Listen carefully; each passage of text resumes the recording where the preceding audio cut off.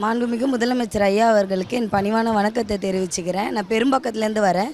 என் பசங்க இந்த ஸ்கூலில் தான் படிக்கிறாங்க. நாங்கள் காலையில் சீக்கிரம் கிளம்புறதால என் பசங்களுக்கு நான் சமைச்சு கொடுக்க முடியலையே அப்படின்ற ஒரு குற்ற உணர்ச்சி எனக்குள்ளே இருந்துகிட்டே இருந்துச்சு. இப்போ நம்ம சென்னையில் நிறைய ஸ்கூலில் காலை உணவு திட்டம் இருக்குது. நம்ம ஸ்கூலில் ஏன் இல்லை அப்படின்ட்டு நான் நிறைய தடவை யோசித்து பார்த்துருக்கேன். இப்போது நம்ம முதல்வர் ஐயா நம்ம ஸ்கூல்லேயும் காலை உணவு திட்டத்தை கொண்டு வந்திருக்காரு. அப்படின்றப்ப என் பசங்களுக்கு ரொம்ப ஹெல்ப்ஃபுல்லாக இருக்குது. ஊட்டச்சத்து நிறைந்த உணவு கிடைக்கிது அப்படின்றது எங்களுக்கு ரொம்ப மகிழ்ச்சியாக இருக்குது. இது போல் பல திட்டங்களை கொண்டு வந்த முதலமைச்சர் ஐயா அவர்களுக்கு என் மனமார்ந்த நன்றியை தெரிவித்துக் கொள்கிறேன்.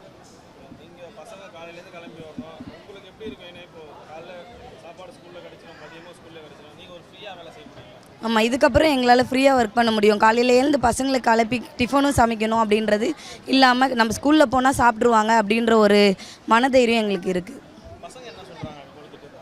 நாங்கள் வீட்டில் எதனா கொடுத்தா கூட நாங்கள் ஸ்கூலில் போய் சாப்பிட்டுப்போம், ஸ்கூலில் இருக்குது, எங்களுக்கு காலைல கொடுத்துருவாங்க அப்படின்னு சொல்லிட்டு பசங்களும் இதுவாக தான் சொல்கிறாங்க.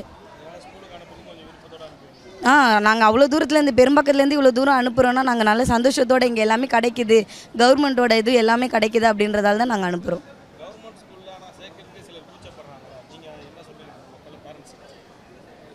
கவர்மெண்ட் ஸ்கூல் ப்ரைவேட் ஸ்கூலில் தான் படிப்பாங்க அப்படின்னு இல்லை, பசங்க எங்கே இருந்தாலும் படிக்கும்.